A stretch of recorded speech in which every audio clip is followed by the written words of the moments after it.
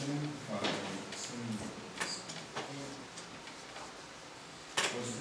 the church presents to us the feast of most Holy Trinity.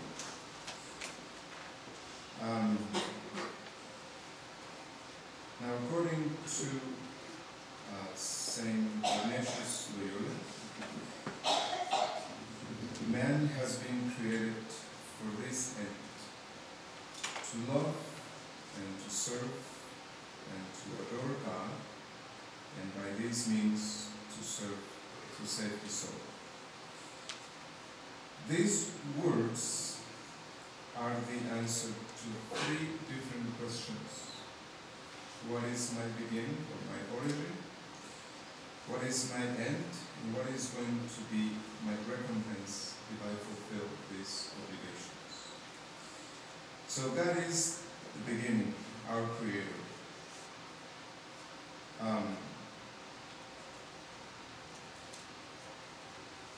First, He predestined us to life, to come into existence. Next, we were predestined to the Catholic religion, then after this life to heaven. He created us preferably to millions of other possible beings,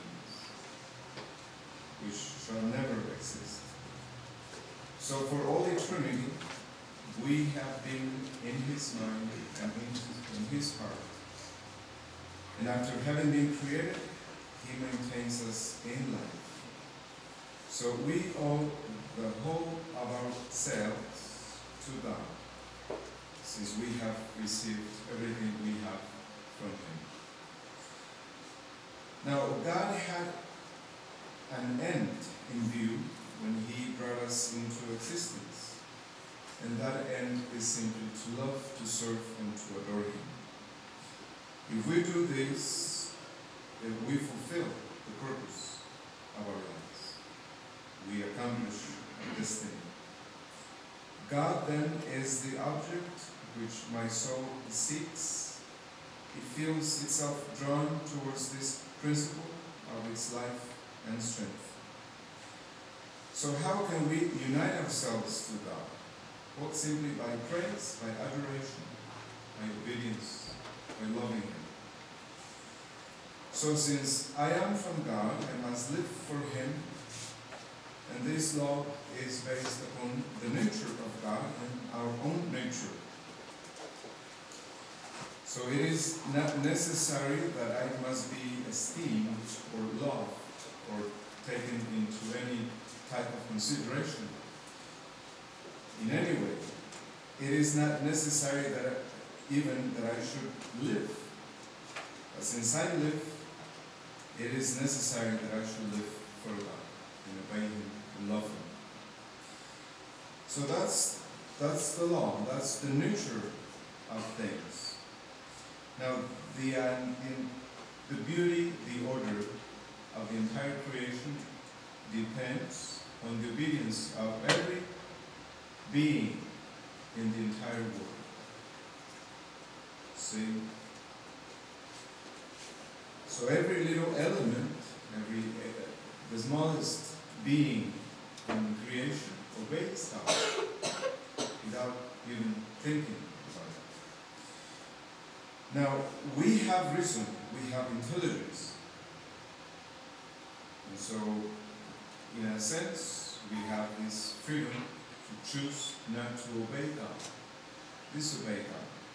That is why we have been baptized, meaning taken away from the power of the enemy and then consecrated to the Holy Trinity, meaning that we should love and serve God, that we should make that preference day in and day out, constantly. The rest of creation serve God by faithful obedience. But we, on the other hand, as I said, can choose not to do that. See, so since we have reason, first, then we have been baptized, we have the serious obligation to do these things, to adore God, to serve Him, to love Him. So that's a very serious obligation. So in a sense, we are condemned, in a sense, to love Him, serve Him, and obey Him, either in this life or in the next. So He created everything for Himself. He didn't create anything for us. St. Paul says, none of us lives for oneself, none of us dies for oneself. So we have been created in the name of the Father and of the Son and the Holy Ghost, so that we may fulfill our destiny, or put into practice the purpose of our creation. So that means that we pervert that order whenever we think we can base our happiness on anything else other than God. I mean, God's infinite wisdom has put together the entire creation to serve Him and obey Him, love Him. But we, on the other hand, because we have reason, we can choose not to do that. Meaning, we can do the same thing that Lucifer did at the beginning. I will not serve, he says. So our constant temptation will always be to pretend to transform these stones into bread. See? So that's a very serious temptation for us. So this is my glorious end. I am not created to obey the world. I have not been created to obey my passions. See, we were created for greater things. Being children of God, we owe our services to Him alone, of whom all the servants are kings. So it is the end of my whole life to love and to serve God. Now we know that the dominion of God over us is universal. It embraces all times and all places.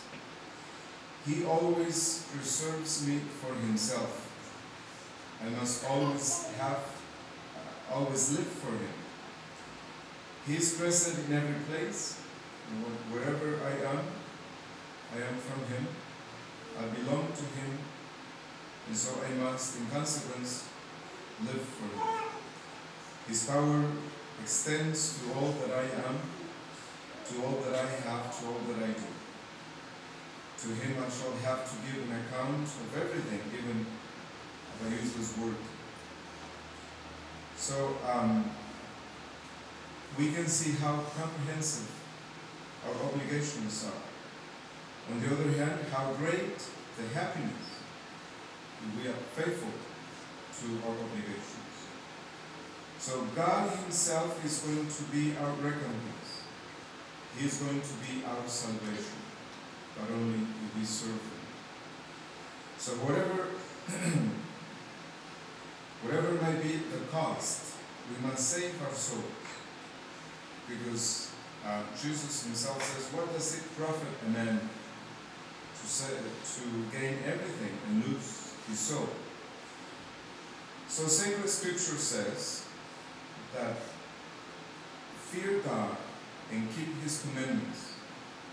It says, for this is what man is, the keeper of the commandments of God. So in virtue of my origin, I am all from and belong all to Him. In view of my proximate end, I am all for God. And if I consider my last end, God is all for me. So in whatever way I consider myself, I find nothing in me which is mine. So what would happen if God were to take away from me all the gifts that I have received from Him? So there is nothing more just than to apply ourselves to glorify God, simply by always conforming ourselves to His holy will. So the question would be, how have we served Him to this day? How often do we think of our last end? What is the intention behind everything that I do? How much time we have lost in vain things? So all our faculties have been given to us to attain this last end. The ability to think, to reason, the commandments, sanctifying grace, and everything that happens to us. So if we ask ourselves, what is it that we can use to glorify God and fulfill my end? We have to use everything. All things have been given to us for the good of our souls. So let us be content with what we have. Then we have, exterior graces. We have the example of the saints. We have everything that happens to us every day. We have interior graces, actual grace, sanctifying grace, inspirations, holy desires, impressions. He gives Himself to us in Holy Communion, even.